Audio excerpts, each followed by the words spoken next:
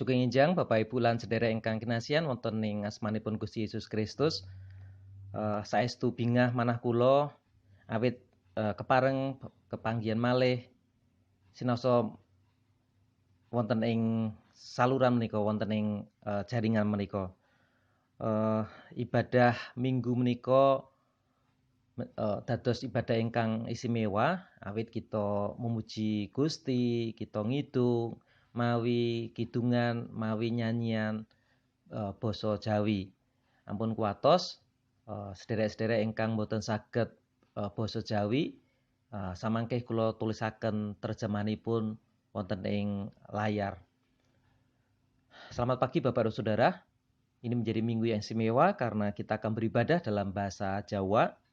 MC maupun lagu yang dinyanyikan dalam bahasa Jawa, dan saya berusaha untuk menuliskan terjemahan bebas untuk syair yang kita nyanyikan, ataupun nanti saya akan membagikan di grup WA untuk arti atau terjemahan lagu itu, atau Bapak Ibu bisa mencari kemudian artinya di internet di HP Bapak dan Saudara. Kita sudah sampai di akhir bulan Bapak dan Saudara. Kita bersyukur karena Tuhan menolong kita melalui bulan Juni ini. Sebenarnya saya harus mengulang siaran ini, saya harus mengulang rekaman ini, karena rekaman yang sebelumnya saya masih mengajak Jemaat GBI Kodu Ungaran untuk mendoakan beberapa pendeta yang sakit, beberapa pendeta baptis yang sakit. Tetapi baru saja kami mendengar kabar bahwa pendeta Endro Rusdianto GBI Ngembak sudah dipanggil Tuhan. Kita terus berdoa untuk keluarga yang ditinggalkan. Dan kita terus berdoa juga untuk Pendeta Wahyudi Telogosari Semarang, Pendeta James Mual Surabaya, maupun Pendeta Ireng yang dirawat di Rumah Sakit Baptis Kediri, supaya Tuhan memberikan kesembuhan bagi para hamba-hambanya ini. Bapak Saudara, sekalipun dalam ibadah bahasa Jawa, tapi khotbah saya tetap sampaikan dalam bahasa Indonesia, karena rasanya sulit untuk membuat skrip khotbah, menuliskannya di layar setiap kata-kata khotbah saya dalam bahasa Jawa. Seperti biasa hari Senin, nanti petugas pengumpul persembahan akan berkunjung, akan keliling ke rumah Bapak dan Saudara, dan semua persembahan di bulan Juni belum kita berikan kepada bendahara, jadi belum dihitung, masih ada di pastori. Nanti hari Selasa akan kita antar dan dihitung, dan akhirnya akan dilaporkan melalui buletin yang akan dibagikan kepada Bapak Ibu dan Saudara. Dan kita terus berdoa supaya kalau Tuhan mengizinkan dan kita memang sudah siap, kita akan mencoba untuk memulai ibadah secara langsung di bulan Juni nanti. Demikian beberapa hal yang bisa kami sampaikan, dan mari kita akan berdoa sebelum kita beribadah. Bapak Surgawi, kami memiliki kerinduan yang besar untuk memuji Tuhan, untuk menyenangkan Tuhan, memberikan hati dan pikiran kami untuk firman Tuhan. Kami siap beribadah, berkati kami ya Tuhan. Dan di tengah sukacita kami menyerahkan untuk keluarga Pendeta Indro hamba-Mu yang yang sudah Engkau panggil ya Tuhan. Tuhan akan memberikan kekuatan kepada istri maupun anak-anak, juga jemaat yang dilayaninya. Biarlah kami belajar untuk setiap rencana Tuhan dan waktu Tuhan yang kadangkala masih sulit untuk bisa kami mengerti. Kami menyerahkan ya Tuhan untuk setiap pribadi yang bisa mengakses saluran ini, supaya kasih Tuhan memberkati kami, menyatukan kami untuk beribadah dalam jaringan. Terpujilah Tuhan kekal selama-lamanya. Di dalam nama Tuhan Yesus kami berdoa dan bersyukur. Amin. Mulai.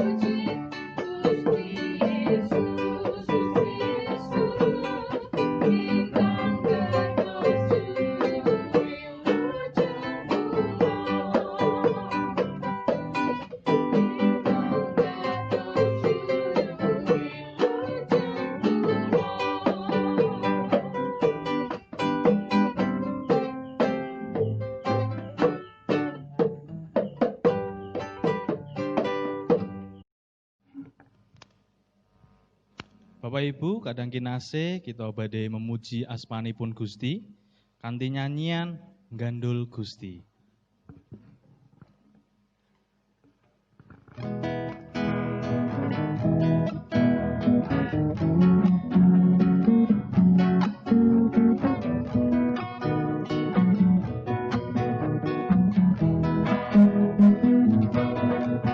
Gandul Gusti, Gandul Gusti, Gandul Gusti. Saben dina rina wengi Gandul Gusti. Gandul Gusti, Gandul Gusti, Gandul Gusti. Saben dina rina wengi Gandul Gusti. Kula amung percaya ora bakal cilaka nanging uripku mulya selaminya. Atiku rasa tentrem, atiku toya senang, saben dina kula nggih Gandul Gusti. Gandul Gusti, Gandul Gusti, Gandul Gusti. Saben dina rina wengi Gandul Gusti. Gandul Gusti, Gandul Gusti, Gandul Gusti. Saben dina rina wengi Gandul Gusti. Kula amung percaya ora bakal cilaka nanging uripku mulya selaminya. Atiku rasa tentrem, atiku saya senang, saben dina kula nggih Gandul Gusti. Kula amung percaya ora bakal cilaka nanging uripku mulya selaminya. Atiku rasa tentrem, atiku saya senang, saben dina kula nggih Gandul Gusti. Saben dina kula nggih Gandul Gusti. Saben dina kula nggih Gandul Gusti.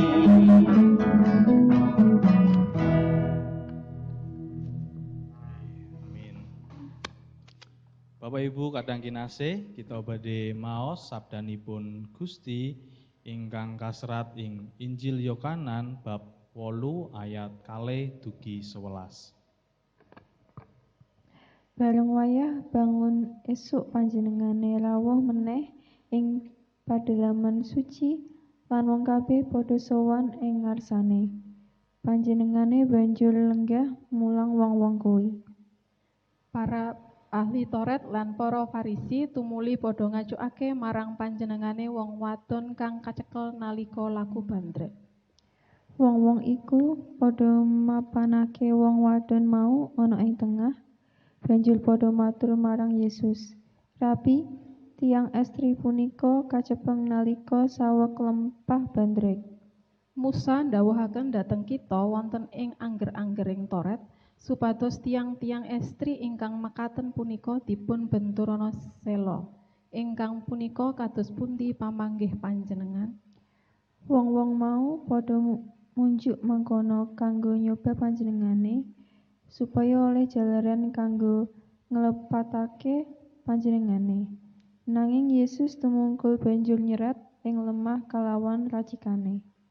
Bareng wong-wong mau ora uwis-uwis oleh padha takon, panjenengane nuli jumeneng sarta ngandikani wong-wong mau, Sapa ing antaramu kang tanpa dosa iku miwitana mbenturi wong wadon iku nganggo watu.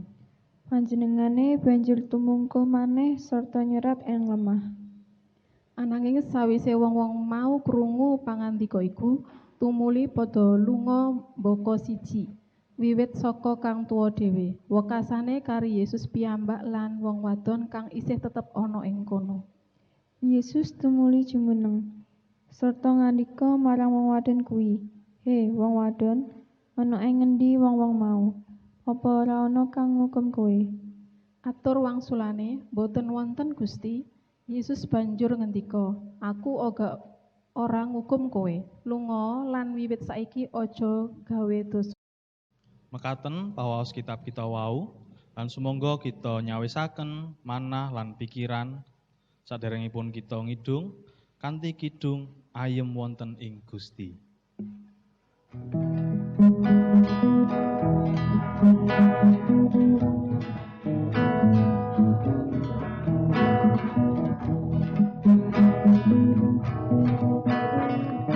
Ayem ning Gusti Yesus, leraman ing swarga, ing aubaning sinyo, iba ayemira.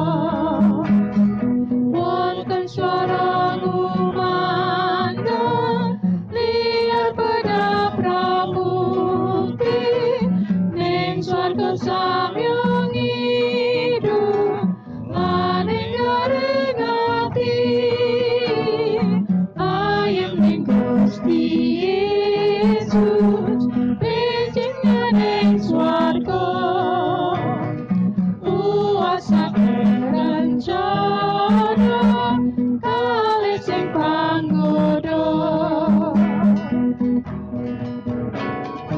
Gusti pakusen mami, wabah tebus yakti, Tuhan parang santosa, kang kula gendoli. Riki kula antos layan sabar, antos buku telunya, yang padang encing biar. Ayem ning Gusti Yesus, bejengan ing swarga, kuasa rencana kalih sing panggoda. Ayem ning Gusti Yesus, bejengan ing swarga, kuasa rencana kalih sing panggoda.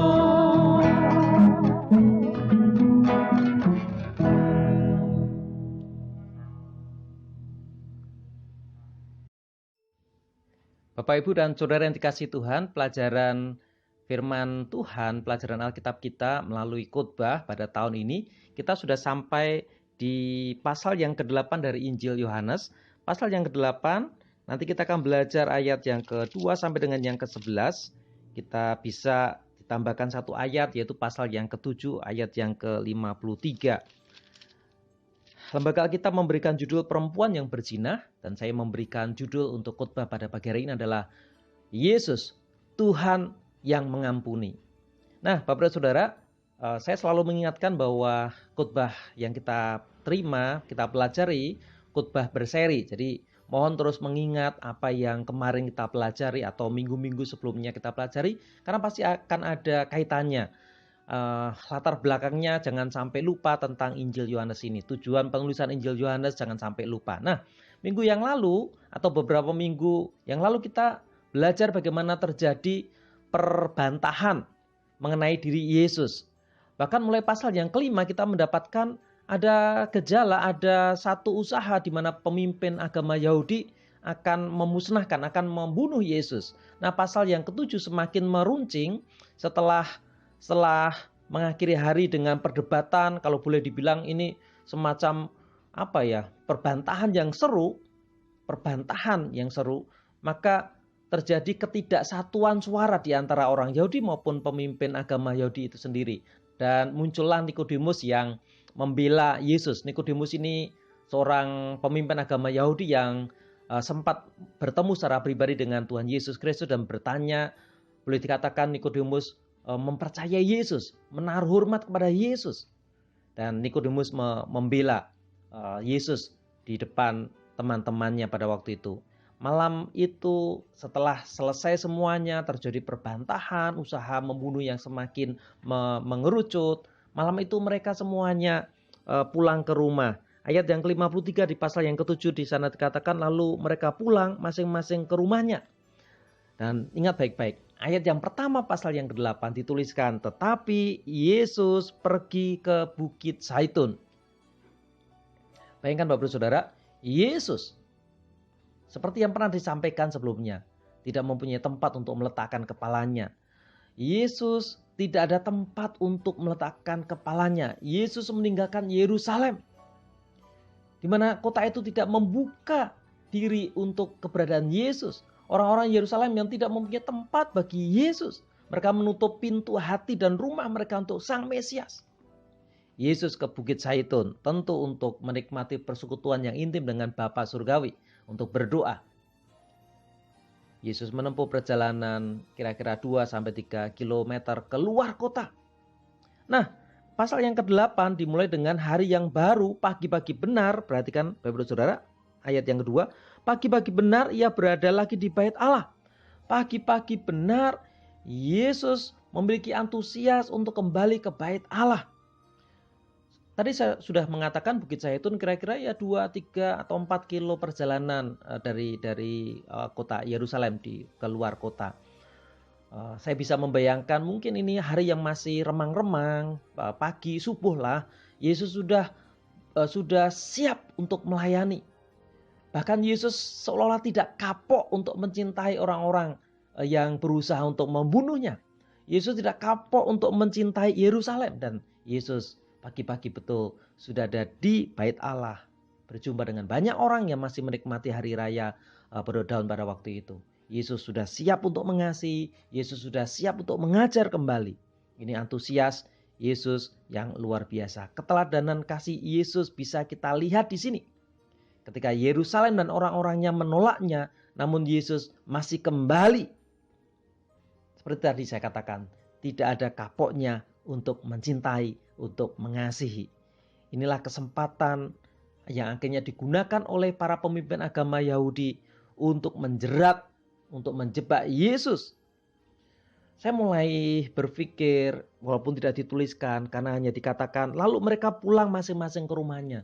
Saya mengira pasti orang-orang yang memuji Yesus ini pulang ke rumah dengan perasaan yang galau. Mereka mulai mereka-reka, merencanakan besok pagi mau apa ya. Mungkin sepanjang malam mereka tidak tidur karena merancang sebuah kejahatan. Berbeda dengan Tuhan Yesus.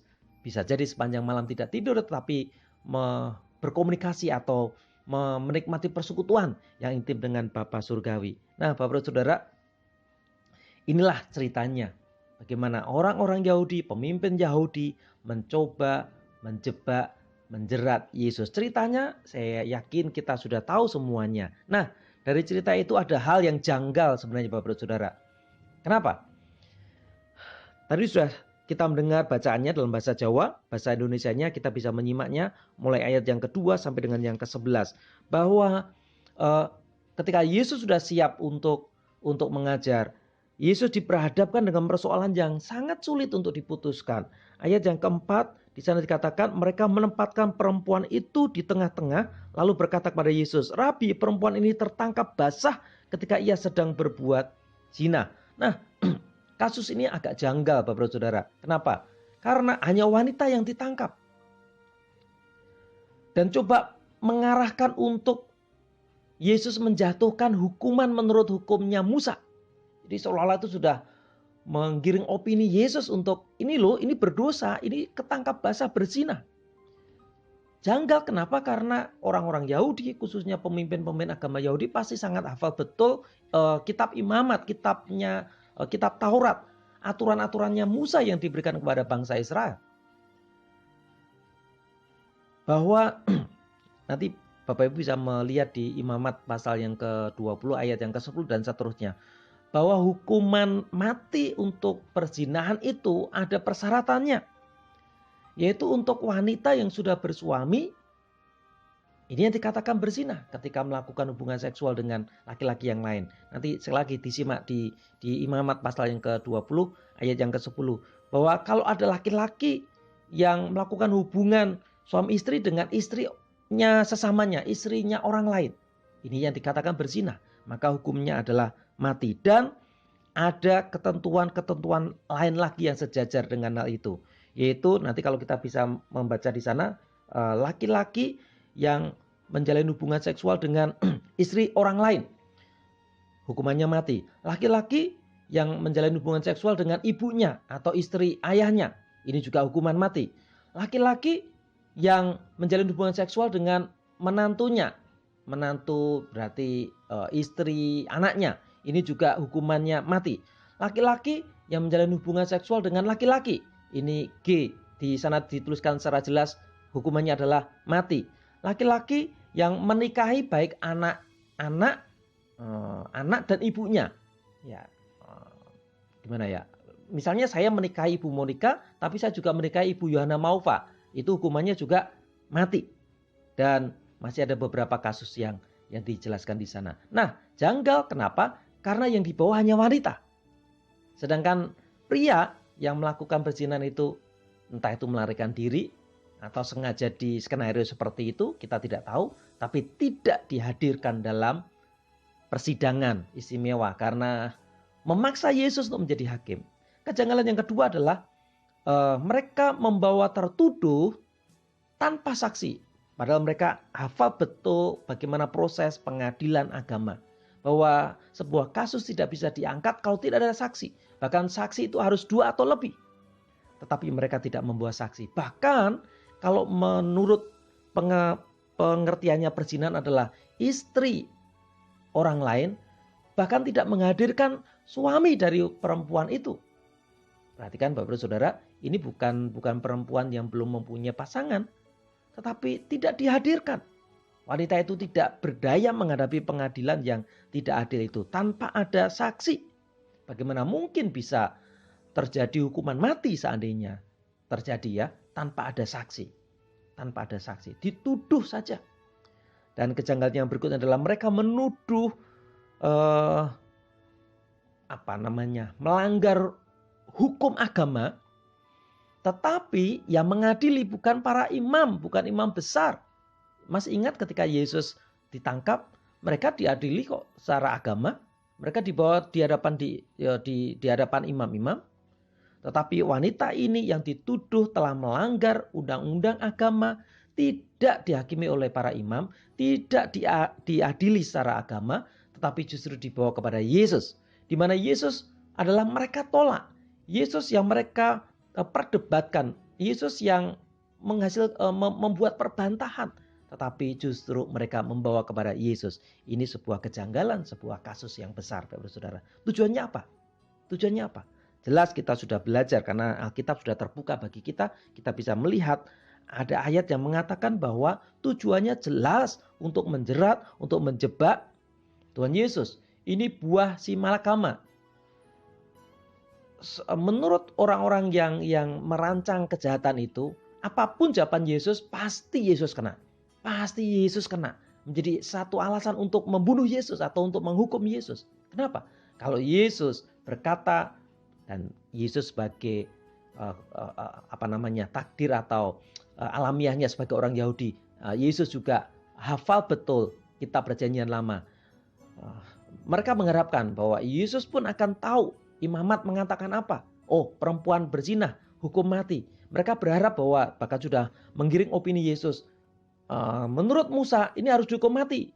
Rabi, sebutannya bagus sekali. Rabi, guru yang baik, ini harusnya dihukum mati. Nah, ketika Yesus mengikuti opini mereka dengan memegang teguh Perjanjian Lama, maka Yesus bisa dijerat sebagai pemberontak kepada pemerintahan Romawi. Kenapa? Karena Palestina pada waktu itu tunduk atau dijajah oleh bangsa Romawi yang berhak memutuskan hukuman mati adalah pemerintahan Romawi. Jadi ketika Yesus akan berkata, oh iya, hukum Musa mengatakan demikian, lempari batu, maka Yesus bisa ditangkap oleh Romawi. Kenapa? Karena menentang pemerintahan Romawi. Nah, kalaupun tidak, kalau Yesus tidak berkata, tidak dihukum, lepaskan saja.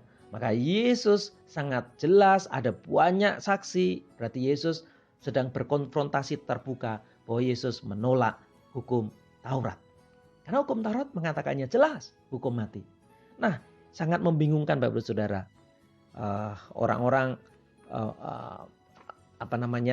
berharap inilah akhir kehidupan Yesus. Tapi apa yang Yesus lakukan Bapak Saudara? Yesus justru menggunakan kesulitan itu untuk mengajarkan sebuah tatanan kehidupan baru bagi mereka dalam iman mereka. Yesus tidak serta-merta menunjukkan bahwa menggenapi hukum Taurat. Tetapi justru Yesus mengajarkan hal yang bagi saya secara pribadi, saya akhirnya percaya Yesus. Yaitu tentang kasih dan pengampunan. Ini yang Yesus lakukan. Dengan mengubah tatanan tanpa membuat dirinya terjebak. Yaitu yang pertama, Yesus mengajarkan bahwa semua orang itu berdosa. Tentu kita masih ingat apa yang dituliskan oleh Rasul Paulus kepada jemaat yang ada di Roma. Roma pasal yang ketiga ayat yang ke-23. Bahwa semua orang telah berbuat dosa dan telah kehilangan kemuliaan Allah. Disinilah sebenarnya Paulus juga mengikuti apa yang dikatakan Yesus. Bahwa semua orang telah berbuat dosa. Ini tantangan kepada orang-orang yang menuduh tanpa ada saksi tadi. Dengan cara seperti apa? Siapa yang merasa tidak berdosa, silahkan melempar duluan.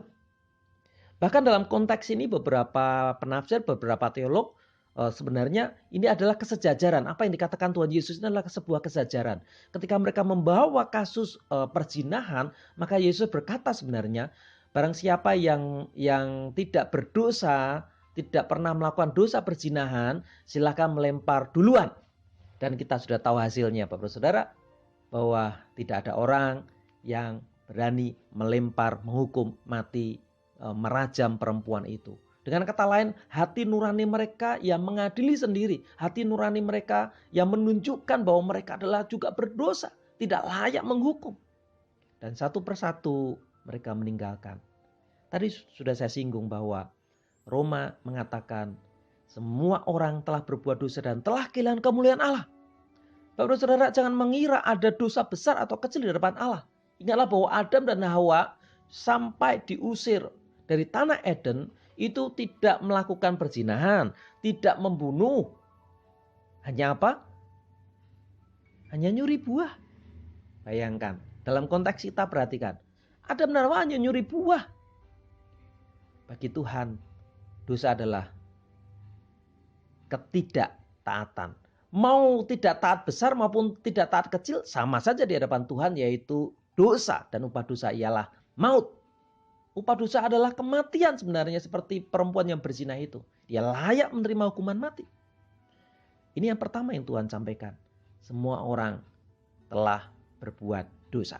Jangan saling menghakimi, jangan saling mengadili. Karena kita pun akan diadili dengan takaran yang sama. Yang kedua, yang Yesus sampaikan sebagai tatanan yang baru bagi mereka adalah bahwa Yesus adalah Tuhan. Yesus yang berhak mengampuni. Dan terbukti Yesus mengasihi dan mengampuni. Perhatikan ayat yang ke-10 dan 11 Bapak Saudara. Demikian firman Tuhan. Lalu Yesus bangkit berdiri dan berkata kepadanya, "Hai perempuan, di manakah mereka? Tidak adakah seorang yang menghukum engkau?" Jawab perempuan itu, "Tidak ada Tuhan."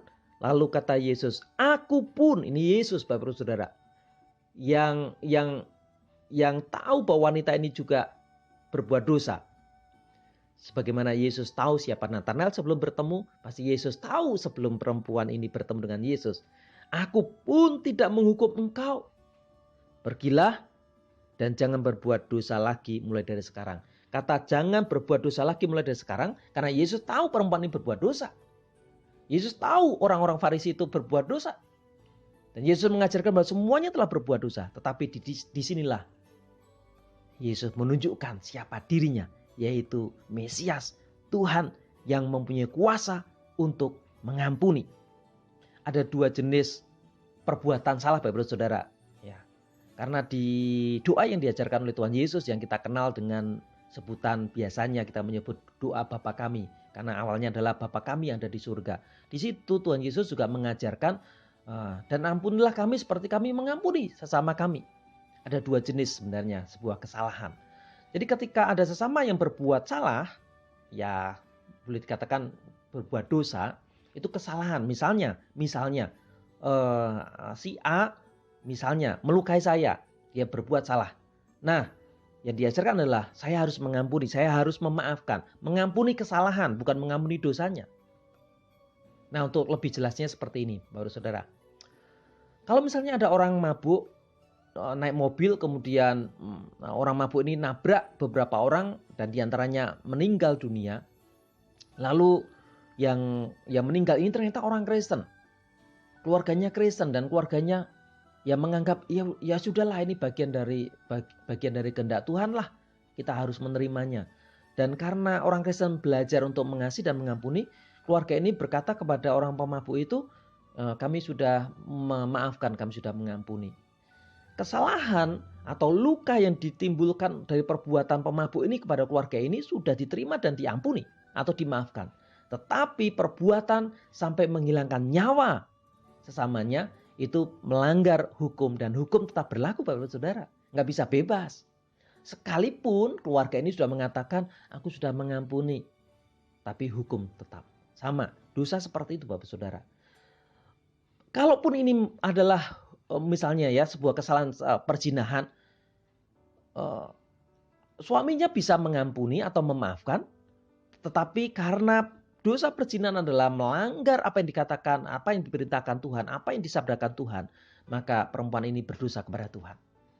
Sesamanya bisa mengampuni, bisa memaafkan, tetapi itu belum menyelesaikan masalah. Diperlukan Tuhan yang sungguh-sungguh mengampuni. Dan kabar baiknya adalah wanita itu diampuni oleh Yesus. Ini yang menjadi keberatan banyak orang. Siapa Yesus yang mengampuni? Kalau kita memperhatikan nanti, coba lihat di Lukas pasal yang ke-7 ayat yang ke-48. Tegas-tegas Yesus mengampuni. Dosamu sudah diampuni. Dan banyak orang keberatan. Loh, siapa engkau? Hanya Tuhan yang bisa mengampuni. Dan Yesus tidak pernah mengelak bahwa dia berhak mengampuni. Kenapa? Karena Yesus adalah Tuhan. Yesus adalah Tuhan. Kalau Yesus mengampuni orang yang berdosa pada waktu itu, Yesus juga mengampuni sebenarnya keberadaan kita. Apa reaksi wanita ini? Ini bagian akhir yang kita bisa pelajari. Demikian Bapak Ibu Saudara. Kalau misalnya Anda divonis dokter mengalami gagal ginjal total, nggak ada pertolongan lain selain harus harus ada orang yang memberikan donor ginjal. Karena dua-duanya sudah tidak berfungsi. Kalau tidak kita akan mati. Lalu ada orang yang rela menyerahkan satu ginjalnya. Ingat kita mempunyai dua ginjal. Tapi bukan berarti kita ginjal-ginjal ya. Kita punya dua ginjal. Lalu ada orang yang dengan rela hati menyerahkannya untuk Anda yang sedang gagal, yang sudah gagal ginjal total itu. Sehingga Anda akhirnya hidup. Boleh dikatakan orang itu memberikan kehidupan kepada Anda. Saya mau bertanya, bagaimana sikap Anda kepada orang itu? Tentu kita akan menghormati, kita pasti akan sangat-sangat mengasihi, kita akan sangat-sangat sungkan dengan dia. Boleh dikatakan apapun yang dikatakan oleh orang yang memberikan kehidupan melalui ginjalnya yang diberikan kepada kita itu, kita mungkin akan turuti. Dan reaksi wanita itu meskipun tidak dituliskan di sini, tetapi dari perintahnya Tuhan, aku pun tidak menghukum engkau. Pergilah dan jangan berbuat dosa lagi. Wanita itu harusnya mati. Tetapi karena Tuhan dia hidup. Dan Tuhan berpesan, jangan berbuat dosa lagi. Saya yakin wanita itu mengasihi Yesus. Wanita itu akan tunduk kepada Yesus. Wanita itu akan mendengarkan apa yang dikatakan Yesus. Yaitu jangan berbuat dosa lagi. Dia akan menyenangkan Yesus. Dan sangat dimungkinkan dia menjadi pengikut Yesus. pengikut Yesus. Kenapa? Karena Yesuslah yang memberikan kehidupan. Kehidupan yang kedua bagi dia. Dia akan menggunakan kehidupannya untuk kebaikan. Mari kita mengakhiri dengan meringkas pelajaran dari semuanya yang tadi kita sudah dengarkan. Yaitu bahwa di dalam Yesus ada pengampunan dan kita dilepaskan dari hukuman mati Bapak dan Saudara. Saya ulang, di dalam Yesus ada pengampunan dan kita dilepaskan dari penghukuman. Di dalam Yesus juga ada kehidupan, ada kesempatan hidup yang kedua. Yesus sudah memberikan kesempatan hidup kepada kita. Pertanyaan Anda adalah, bagaimana kita menggunakan hidup kita sekarang? Apa yang kita lakukan sekarang? Semestinya kita mati. Tapi oleh karena Yesus menggantikan kematian kita di kayu salib. Dan Yesus memberikan kesempatan hidup kepada kita di dunia ini. Hidup yang kedua menurut saya. Apa yang kita bisa lakukan? Tentu mari kita menghormati. Mari kita mengasihi Yesus. Mari kita menuruti apa yang Yesus inginkan. Mari kita mencintai apa yang Yesus cintai. Mari kita melakukan apa yang Yesus sudah lakukan untuk dunia ini. Jangan ada benci, jangan ada dendam kepada siapapun. Tetapi kita mengasihi, kita mengampuni kalau ada orang yang bersalah. Terlebih kita memberikan kabar baik bahwa Yesus mengampuni dan hanya di dalam Yesus kita diampuni dan dilepaskan dari penghukuman. Inilah Injil, inilah kabar baik bagi semua orang yang sudah berbuat dosa. Kiranya Tuhan memberkati. Mari kita berdoa. Bapa Surgawi, kami sungguh bersyukur, bahkan kami terharu. Karena Engkau mengutus Mesias. Engkau menyerahkan anakmu yang tunggal yaitu Yesus Kristus. Untuk mengambil segala sesuatu yang buruk dari kami. Bahkan hukuman keji yang semestinya kami alami. Sudah ditimpakan di dalam Yesus. Iman kami biarlah tetap teguh. Percaya hanya kepada Yesus. Hanya berserah kepada Yesus. Hanya mengandalkan Yesus. Karena Yesus saja yang memberikan kehidupan kepada kami. Kehidupan yang kedua kepada kami. Yesus. Oleh karena Yesus kami diampuni ya Tuhan. Tolonglah kami untuk bisa menggunakan hidup kami sebaik mungkin. Tolonglah supaya kami bisa menggunakan kesempatan hidup yang kedua ini di dalam Yesus. Dengan melakukan apa yang Tuhan inginkan. Pakai kami yang terbatas ini ya Tuhan. Untuk melakukan hal yang tidak terbatas. Oleh karena kuasa-Mu yang tak terbatas. Pakai gereja Baptis Kedu Ungaran yang kecil ini. Untuk menyatakan perkara-perkara besar karena Engkau adalah Allah yang besar. Berkati pribadi lepas pribadi yang mendengarkan saluran ini. Engkau mengetahui kebutuhan, pergumulan kami. Nyatakanlah dan penuhkanlah melalui kasih karunia-Mu kepada kami ya Tuhan. Dan menyerahkan untuk anak-anak kami yang masih sekolah. Berkati mereka. Karena mereka akan menikmati tatanan baru di dalam sekolah. Supaya ini bukan menjadi hal yang membuat mereka tidak berprestasi. Tetapi justru mereka belajar memaksimalkan pembelajaran mereka selama mereka ada di rumah. Bapak Surgawi, kami menyerahkan setiap kebutuhan kami. Biarlah Tuhan akan penuhkan melalui pekerjaan kami, melalui usaha kami. Kau akan memberikan penghasilan dan Kau akan cukupkan ya Tuhan. Bahkan kami bisa membagikan kepada yang lainnya. Kami menyerahkan ya Tuhan hari-hari ke depan. Supaya kami tetap mengasihi Tuhan, tetap dipakai Tuhan untuk menebarkan dan menyampaikan kasih Tuhan kepada sesama kami. Terima kasih Tuhan, terpujilah nama-Mu dan kami terus berseru kepada Tuhan supaya Tuhan menolong dunia ini, menolong Indonesia, menolong kami untuk bisa lepas dari pandemi yang sedang kami alami ya Tuhan. Biarlah kami tetap berharap kepada Tuhan, biarlah kami tetap percaya kepada Tuhan. Bahwa Tuhan mengatur yang terbaik bagi kami. Terima kasih ya Tuhan. Kiranya berkat Tuhan mengalir bagi kami sekalian. Di dalam nama Tuhan Yesus kami berdoa dan bersyukur. Amin.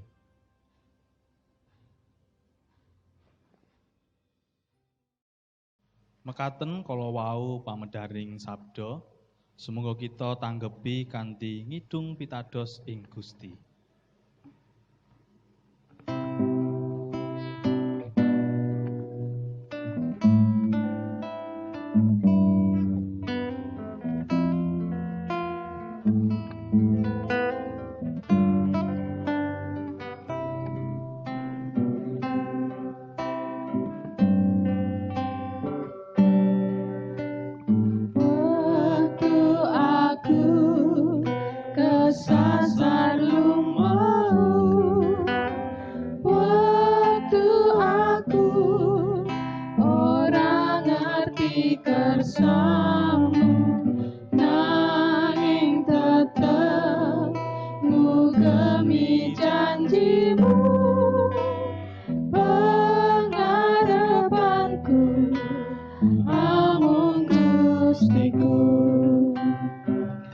Pitados ing Gusti,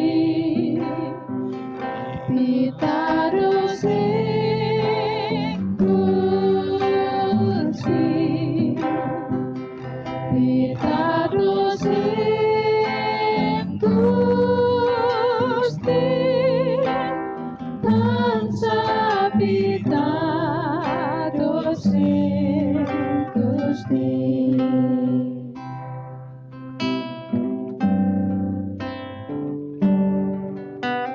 Waktu aku kesasar lumaku, waktu aku ora ngerti kersamu, nanging tetep ngugemi janjimu.